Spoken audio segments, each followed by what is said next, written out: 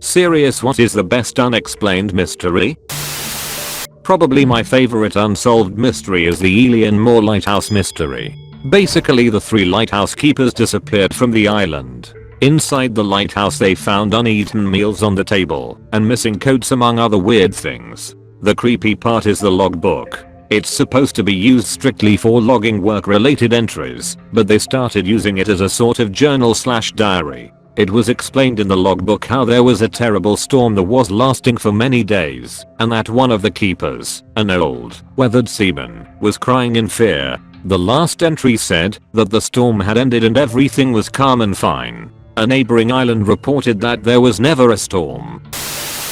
The encephalitis lethargica epidemic that struck between 1915 to 1926. No one knows why it happened, nor has there been a recurrence since the initial outbreak. From Wikipedia, the disease attacks the brain, leaving some victims in a statue-like condition, speechless and motionless. Between 1915 and 1926, an epidemic of encephalitis lethargica spread around the world. Nearly 5 million people were affected, a third of whom died in the acute stages. Many of those who survived never returned to their pre-existing aliveness. They would be conscious and aware, yet not fully awake. They would sit motionless and speechless all day in their chairs, totally lacking energy, impetus, initiative, motive, appetite, affect or desire. They registered what went on about them without active attention, and with profound indifference. They neither conveyed nor felt the feeling of life. They were as insubstantial as ghosts, and as passive as zombies. The disappearance of Brandon Swanson. In 2008, a teenager in Minnesota was driving to a friend's party when he crashed into a ditch. He called his dad to come pick him up, but his dad was unable to find him, despite being a longtime resident of the area. Eventually Brandon started walking and described what he saw as a city up the road that he was heading to. Abruptly, Brandon cussed and his phone went silent. His car was later found abandoned in the ditch as he had described, but no city could have been in the area where he was walking. To this day he is still missing, with little evidence found since. Hauska Castle creeps me out.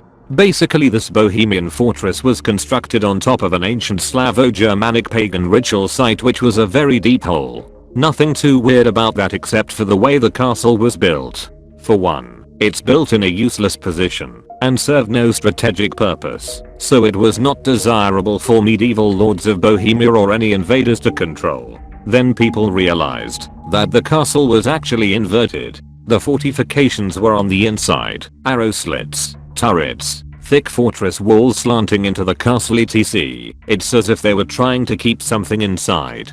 There's a legend that a Bohemian king lowered a prisoner into the hole that the castle was built on, and he began screaming, so they pulled him back up, and he had aged 60 years and died. Then during World War II the Nazis did actually occupy the castle for a time, but they reported some strange sounds, and when Allied forces stormed the castle the Nazis were dead, or abandoned the place. For sure there's some folklore involved with the place, but the fact that the castle was built clearly to keep something inside opposed to out, and even the Nazis had issues with it, it definitely makes it seem like some ancient horror lies within that hole.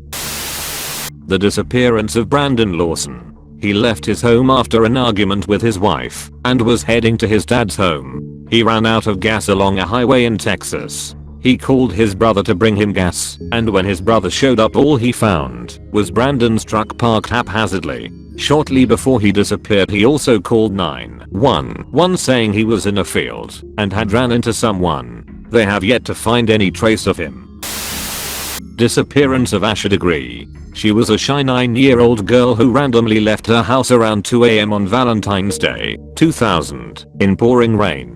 Her backpack was found later, but she never was. It's even stranger, because some of the more common explanations for child disappearances don't apply here. For example, there was no computer in her house, so she couldn't have met some stranger who lured her out. She did well in school, and she had a supportive family, so none of the typical reasons children run away. She was also extremely afraid of dogs, so it was out of character for her to go walking around alone. There were never any real clues to her disappearance, and the trail went cold basically the day it happened.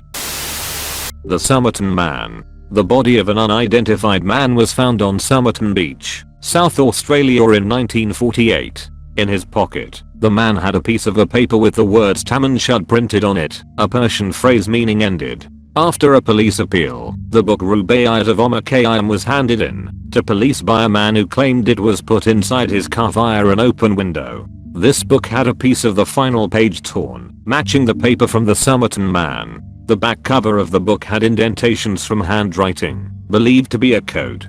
To this day the man has never been identified, nor has the code been deciphered.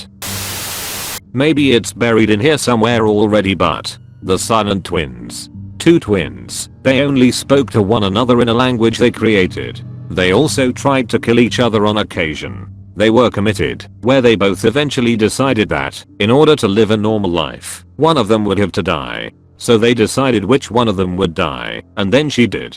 Of heart failure, inflammation of the heart to be exact. The other went on to live a perfectly normal life. So I have a personal experience, sort of. My father had a co-worker who was a great guy. Good at his work, fun to talk to, nobody had any complaints about him. He lived in an apartment right next to work, so the night watchman at the workplace would see him whenever he went out. So one night, he went out in his pajamas, talking on his cell phone, nodded at the watchman. The watchman didn't think much of it. After all, it's not all that weird to take a walk, even though it was quite late. He didn't think much of it. The watchman didn't see him come back, but he figured he missed him when he went on his bathroom break probably. But the guy didn't show up at work the next day. Someone from work went to check up, and he wasn't there. Nothing was disturbed, he was just gone. Everyone thought he had dropped dead, killed by thugs or an accident or some medical condition. The workplace filed a police report. Here's when it gets weird. It turns out, the guy had created a fake identity. Any credentials he had given were fake. The references he had given had never heard of him. The family address he'd given didn't exist. The police didn't find anything illegal in the apartment, but they didn't find anything that would give a clue as to who he was either. We moved away a few years ago, but I don't think the case was ever solved. It's definitely the best unexplained mystery that I've personally come across. The Codex Gigas. Supposedly the Devil's Bible. It's been mysteriously saved multiple times from burning buildings. For example, it was chucked out of burning building from the 4th floor or something, but the catch is that a single person can't carry it. It weighs several hundred pounds and no one was in the building. Nobody knows where it's been originated. Also, it's reported that there's evidence in the handwriting and ink that the entire book was written within a very short period of time, like a week or something, but the book is huge. Should have taken years to write. Really interesting stuff.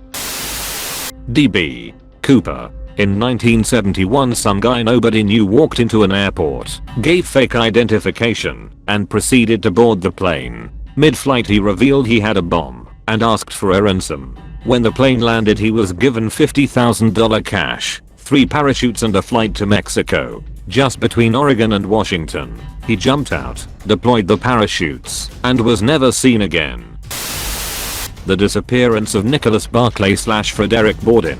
In 1994, San Antonio, Texas, 13-year-old Nicholas Barclay disappeared from his home 3 years later. Barclay was found huddled next to a phone booth halfway across the world in Linares, Spain. Authorities picked him up and reunited him with his family. However, certain things didn't add up. Barclay had very little memory of what happened to him and couldn't give police a real answer as to how he ended up in Spain. Plus, his English was terrible, and when he did speak English it was with a heavy accent. This doesn't make sense for someone who spent the first 13 years of his life in the United States, but these discrepancies were explained away by the fact that Barclay was probably just coping with the emotional trauma of being kidnapped to a foreign country and kept away from his family for 3 years. One thing no one could explain though was that when Nicholas returned to the United States, his eyes were a different color than when he originally disappeared. Barclay tried to resume a normal life, enrolling back into his old school, moving back in with his family, etc. About 4 months after reuniting with his family, a private investigator discovered that Nicholas Barclay actually wasn't Barclay, but a con artist named Frederick Borden. Borden was wanted by Interpol because he had a habit of stealing the identity of missing youths. Borden was arrested, but this brought about even more disturbing questions about Nicholas's disappearance. Apparently, Nicholas was a very unruly and problematic child. He was always getting into trouble at school, and there were several police reports from his family's house about domestic disturbances and arguments that worsened in the months before he went missing. Nicholas's mom moved her brother into their house, Nicholas's uncle, shortly before he disappeared to help give Nicholas some structure. It is rumored that he couldn't handle Nicholas and instead killed him. This would explain why the family was so willing to accept someone who wasn't their son as their lost boy. If it was believed that Nicholas was alive, any murder investigation would come to a halt. Even more interesting, after Borden was arrested, police began reopening and investigating the case. Nicholas's uncle promptly killed himself.